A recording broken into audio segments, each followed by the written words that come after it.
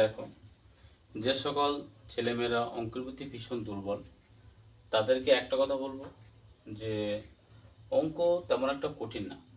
যদি মানুষ চেষ্টা করে বা তোমার মধ্যে যে আমি পারবো অঙ্কটা বা করার চেষ্টা থাকে, তাহলে তুমি কিন্তু এটা পারবে, ভয়ের কোনো ব্যাপার নেই। ঠিক আছে? কিন্তু অঙ্ক পারার জন্য যেটা দরকার, যে কি কি জানলে পর আমরা অঙ্কটা ভালো জানতে পারি বা ভালো বুঝতে পারবো, সেই জিনিসগুলো আমাদের প্রথমে জানতে হবে।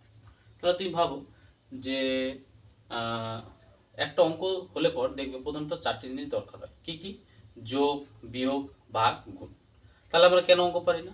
তাহলে হয়তো আমরা ওই চারটি জিনিসের মধ্যে দেখবে আমরা হয়তো যোগটা এখনো ভালো করে জানি না। তার মানে কি, একদম প্রথম থেকে একদম যোগের যত ধারণা আছে সেটা আমাদের পুরোটা জানতে হবে। তেমনি বিয়োগ, তেমনি গুণ, তেমনি ভাগ। এই প্রসেসগুলো আমরা ছোট ছোট জিনিস যদি ভালো করে জানতে পারি, একসময় দেখবে তুমি সবচেয়ে ভালো অঙ্ক পারবে। ঠিক আছে? ব্যাস। তাহলে আমি তোমাদের আজকে দেখানোর চেষ্টা করি যে অঙ্ক পারার জন্য প্রথমত কীগুলো তোমার বৈশিষ্ট্যগুলো থাকতে হবে যাতে তুমি ভালো অঙ্ক পারবে। কি কি দেখে নাও।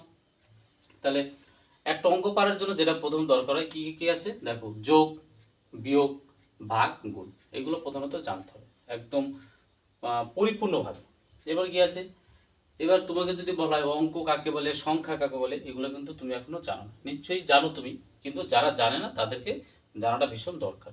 তাহলে তোমার কি করতে হবে, অঙ্ক কি, সংখ্যা কি, সেই সম্পর্কে তোমার ধারণা থাকতে হবে, একদম পরিপূর্ণ ধারণা। এরপর কি আছে যোগ। যোগ কি দেখো, যোগ কিন্তু অনেক ধরনের যোগ আছে। ঠিক আছে? আমরা সাধারণত দেখবে ক্লাস 1 থেকে একদম 10 পর্যন্ত বা চাকরি দেওয়ার জন্য বিভিন্ন ধরনের আমাদের যোগগুলো দরকার হয়। ঠিক আছে? কখনো থাকতে পারে বীজগণিতের যোগ, আবার কখনো হতে পারে দশমিকের যোগ। ঠিক আছে? তেমনি দশমিকের ভাগ। ঠিক আছে? বা দশমিকের গুণ বা দশমিকের বিয়োগ। এইগুলো সম্পর্কে তোমার কিন্তু পরিপূর্ণ ধারণা থাকতে হবে। তাহলে তেমনি কীরকম কী কী যোগ সম্পর্কে ভালো জানতে হবে, বিয়োগ জানতে হবে, ভাগ জানতে হবে, গুণ জানতে হবে। ঠিক আছে? ব্যাস, এই সম্পর্কে একদম ভালো করে জানবে। আর তোমাদের এর পরবর্তী ক্ষেত্রে দেখবে যে পরপর, যেমন যোগ তোমাদের প্রায় 100খানা শেখাবে, 1 থেকে 100 পর্যন্ত প্রায় যোগ আছে পরপর পরপর করে, যাতে তোমাদের সুবিধা হয় বুঝতে যে কি কি এত যোগ আছে, তোমরা এর মধ্যে জেনে যাবে। তেমনি বিয়োগের ক্ষেত্রে 100খানা তোমাদের শেখাবো, ভাগও প্রায় মোটামুটি 100-র মতো। ঠিক আছে? এরপরে গুণ। এগুলো শেখানোর ফলে তুমি বুঝে যাবে যে অ্যাকচুয়ালি অঙ্কটা কি। তাহলে আমরা কেন অঙ্ক পারি না বলো তো? প্রধান যে কারণটা হলো সেটা হচ্ছে আমরা ছোট ছোট জিনিসগুলো জানি না, এর জন্যই আমার অঙ্ক ভালো লাগে না। তা তোমাদের আমি চাইবো যে একদম ছোট ছোট করে যে জিনিসগুলো হয় সেগুলো ভালো করে শিখে নেব। এরপরে তোমাদের এক একটা চ্যাপ্টার ধরে ধরে অঙ্ক করিয়ে দেবো। ঠিক আছে? ব্যাস। আর তোমাদের পাশে আছি, ভয়ের কোনো কারণ নেই, সবসময় থাকবো, কোনো অসুবিধা নেই। ব্যাস। এরপর কি জানতে হবে অঙ্ক করার জন্য, সেটা হচ্ছে বিভাজ্যতার নিয়ম। তার মানে কি, 1 থেকে 11 পর্যন্ত জানলেই মোটামুটি যথেষ্ট। এছাড়াও আরও আছে, কিন্তু মোটামুটি প্রথম যারা শিখবে বা শিখতে চাও তারা 1 থেকে 11 পর্যন্তই চেষ্টা করবে যে জানার, তারপরে মোটামুটি তুমি অনেকটাই জানতে পারবে। এছাড়াও আরও অনেক আছে, সেটাও তুমি পরে জানতে পারবে। ব্যাস। তারপরে কি, অঙ্ক করার জন্য যেটা প্রধান দরকার সেটা হচ্ছে নামতা। দেখবে সাধারণ যারা ছেলে মেয়ে তারা প্রধানত 1 থেকে 10 বা 12-15 পর্যন্ত জানে, কিন্তু তুমি তাদের চেয়ে যদি ভালো হতে চাও বা তোমার স্পিডটাকে আরও বাড়াতে চাও, অঙ্কের গতিবেগ, তার জন্য কি করতে হবে, মোটামুটি 1 থেকে 25 অথবা 30 পর্যন্ত টার্গেট থাকবে। আর তোমাকে একদিনে যে করতে হবে নামতে এমন তো কোনো মানে নেই। তুমি যেমন তোমার নর্মাল দেখবে তুমি 12 পর্যন্ত জানো, এবার প্রতিদিন ধরে নেবে যে আমি একটা একটা করে নামতা বাড়াবো, মোটামুটি 30 ঘর পর্যন্ত আমার জানতে হবে। ঠিক আছে? যত তুমি ভালো নামতা জানবে, স্পিড হবে এবং তুমি অঙ্ক তত ভালো পারবে। ঠিক আছে? ব্যাস। এবার কি আছে বর্গ। ঠিক আছে? যেমন কি এর আগে কি ছিল, যে যোগ, যোগ আর বিয়োগ। তো যোগ এবং বিয়োগের ক্ষেত্রেও কিছু নামতা আছে। ঠিক আছে? সেগুলো তোমাদের দেখাবো পরে কি কি। যেমন হয়তো তোমাকে যদি বলে যে 4 আর 3 কত, তাহলে তুমি কি করবে, আমরা ছোটবেলাতে একটা ধারণা ছিল, আমরা কর টিপে টিপে করতাম যে 4, 5, 6, 7, তাই তো? কিন্তু দেখো এখন তো বড় হয়েছো, এখন চাকরি পরীক্ষা দেবে, সময়ের একটা ব্যাপার থাকে। এই জন্য কি করবে, যে না, আমি কিছু বাড়িতে বসে নামতার বা যোগের যে জিনিসগুলো থাকে সেগুলো আমরা কি মুখস্থ করে নেবো। যেমন 4 আর 3 কত, 7। ঠিক আছে? আবার তোমরা যদি বলে 9 আর 5 কত, গোনা দরকার নেই, তুমি বাড়িতে বসে মুখস্থ করে নাও। তাহলে 9 আর 5 কত হবে বলো, 14। বুঝতে পেরেছো? এইভাবে জিনিসগুলো তোমার শিখতে হবে। তেমনি যোগ এবং বিয়োগ এভাবে পুরোটা তোমাকে জানতে হবে, নামতাগুলো সব বলে দেবো, পরপর আসবে ভিডিও। এরপর কি আছে বর্গ। ঠিক আছে? বর্গ তোমার মোটামুটি 1 থেকে 40 পর্যন্ত জানাটা ভীষণই দরকার। ঠিক আছে? তুমি প্রথমে বলবে 1 থেকে 40, বাবা এটা মুখস্থ হবে, একদমই না। সবে কোনো ভয়ের কোনো কারণ নেই। তাহলে কি করবে, 1 থেকে প্রথম 20 পর্যন্ত তারপরে আবার 5 পর্যন্ত বাড়াবে, তাহলে কত 25 হলো। এরকম বাড়াতে বাড়াতে একদিন করতে করতে 40 পর্যন্ত টার্গেট থাকবে। ঘনর ক্ষেত্রেও তাই, 1 থেকে 30 পর্যন্ত জানলে মোটামুটি যথেষ্ট। এবার বলবে যে না ঘন বর্গের জন্য টিক্স আছে বা শর্টকাট। এবার দেখো পরীক্ষার হলে টিক্স তুমি যাই বলো তার জন্য সময় লাগে তো, কিন্তু তুমি বাড়িতে বসে তুমি ভাবো যে আমি একটা জিনিস 1 ঘন্টা বসে মুখস্থ করে করব, কিন্তু পরীক্ষার হলে কি আমি 1 সেকেন্ডে সেটাকে তৈরি করব, নিশ্চয়ই তোমার সময়টা বেঁচে যাবে। ঠিক আছে, ব্যাস। এবার যেটা হলো উৎপাদক বিশ্লেষণ। দেখবে উৎপাদক বিশ্লেষণ কখন দরকার হয়, দেখবে অনেক সময় অনেক একটা অঙ্ক দিল, তোমার সেই সমীকরণটা তৈরি হলো। এবার সমীকরণ তৈরি করতে গিয়ে দেখতে পাবে যে একটা সময় যে একটা উৎপাদকে বিশ্লেষণ করে তোমাকে সমাধানটা তৈরি করতে হবে বা করতে হবে। ঠিক আছে, ব্যাস। এবার কি আছে কমন নাও। কমনটা তোমাদের জানতে হবে কি ব্যাপার। এবার সে সমাধান, অনেক সময় আবার সেই একই ব্যাপার, অনেক সময় দেখবে কোশ্চেন তুলে দিয়েছে, সেটা দিয়ে তোমার একটা সমীকরণ তৈরি হলো। এবার সেখান থেকে তোমার কি বের করতে হবে, একটা এক্স এর মান বের করতে হবে।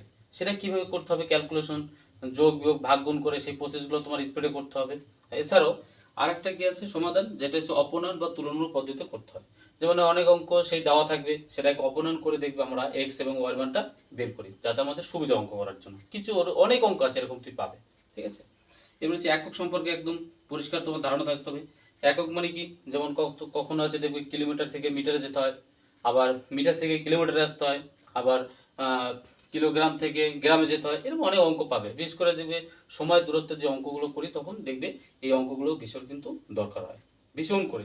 আবার হতে পারে ঘন্টা থেকে মিনিটে যাও, মিনিট থেকে সেকেন্ডে যাও, সেকেন্ড থেকে আবার ঘন্টায় আসো, এরকম অনেক থাকে। সেগুলো তোমার কিন্তু পরিষ্কার স্বচ্ছ ধারণা থাকতে হবে। ঠিক আছে, কোনো অসুবিধা নেই। আর তুমি তোমরা আমাকে সাপোর্ট করো, নিশ্চয়ই দেখবে তোমার পাশে আমি থাকবো। আর সব ছোট ছোট জিনিসগুলো তোমাকে ধীরে ধীরে সব বুঝিয়ে দেবো। এবং বোঝানোর পরে তুমি একটা সময় দেখবে যে ছোট ছোটগুলো জানার পর তুমি একদম অনেক কিছু জানতে পেরেছো, এবং অঙ্ক করতে গিয়ে তোমার ভীষণ সুবিধা হবে। ঠিক আছে, ব্যাস। এসো এরপরে। এরপর আর কি কি জানতে হবে, যেমন হচ্ছে বীজগণিতের সূত্র। মোটামুটি 1 থেকে 26 কেনা জানলে যথেষ্ট। তোমরা ছোটবেলা পড়েছো, অনেক সময় ভুলে গেছো, কিন্তু আবার রিভাইজ দিতে হবে। কারণ পরীক্ষার হলে দেখবে পারার জন্য প্রথমে হচ্ছে তোমার বাড়িতে প্রচুর প্র্যাকটিস করতে হবে। এরপরে তোমাকে জানাবো কি করে বীজগণিতের সূত্রগুলো মানে আবিষ্কার হলো, বা কি করে মানুষ এটাকে তুলে ধরলো। ঠিক আছে, সেই জিনিসগুলো তোমাকে ধীরে ধীরে ধীরে একটা করে বোঝাবো, ব্যাস। এরপরে পাটিগণিতেরও অনেক সূত্র আছে, তোমার জানতে হবে। এবং সেটা তারপরে তো জানার পাশাপাশি জানতে হবে যেটা কি করে আসলো, সেটা তোমাকে জানতে হবে। এবার কি আসলো পরিমিতির সূত্র। পরিমিতির সূত্র দেখবে ম্যাক্সিমাম দেখবে যদি একটু হালকা ধারণা থাকে, তুমি দেখবে একা একাই চিন্তা ভাবনা করে সেই জিনিসটা আবিষ্কার করতে পারবে যে কি করে মানে পরিমিতির সূত্রটা হয়। ঠিক আছে, সে সব শেখাবো, কোনো অসুবিধা নেই। এবারে সে ত্রিকোণমিতির সূত্র, তাই কিছু মুখস্থ করতে হবে যাতে তোমার স্পিডটা ভীষণ বাড়বে। এবং কিছু টেকনিকও আছে যে কি করে একটা থেকে আরেকটা কনভার্ট করা যায় বা কি করে এটা আসে, সেগুলো তোমাদের ধীরে ধীরে শেখাবো এবং তোমাদেরও জানতে হবে। ঠিক আছে, যারা জানো তারা তো খুবই ভালো, আর যারা জানো না তাদেরকে চেষ্টা করতে হবে যে সামনে আমি কি করে ভালো তৈরি করা যায়, এবং তার জন্য কি প্রচুর অনুশীলন করতে হবে। ওকে, চলো। এবার কি আছে ভগ্নাংশ, যেমন কি যোগ বিয়োগ ভাগ গুণ। এই ভগ্নাংশেরও কিছু এরকম কিছু পদ্ধতি আছে যেগুলো তুমি করলে পরে স্পিডে অঙ্কগুলো ভালো পারবে।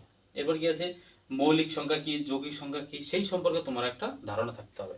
দেখো এগুলো তো প্রথম একটা আমার অনুযায়ী তোমাদের একটা ধারণা দিলাম, নিশ্চয়ই এর চেয়ে আরও কিছু বেটার কিছু আছে, তোমরাও চেষ্টা করবে এর বাইরে আর কিছু শেখা যায় যাতে তুমি অঙ্ক ভালো পারো। ঠিক আছে, আমার মনে হলো যেগুলো দিলে মোটামুটি অঙ্ক পারা যায়। ঠিক আছে, ব্যাস। এছাড়াও অন্য কিছু আরও শিখতে হবে পাশাপাশি, এটা তো শেষ কথা নয়। এছাড়াও অনেক আরও অন্য ধরনের আরও অন্য চিন্তা ভাবনা দিয়ে তোমাদের নতুন নতুন কি করে অঙ্ক তৈরি করা যায়, ঠিক আছে, কি করে তাড়াতাড়ি পারা যায় সেই চিন্তা তোমরা করবে। ঠিক আছে, আর তোমাদের পাশে আছি, তুমি আমার পাশে থাকবে। তোমাদের সবসময় চেষ্টা করবো যে তুমি আর কিছু ভালো কিছু তৈরি করো এবং ভালো জায়গায় পৌঁছাও এবং তোমার স্বপ্নটাকে পূরণ করো। ওকে, সবসময় তোমার পাশে আছি।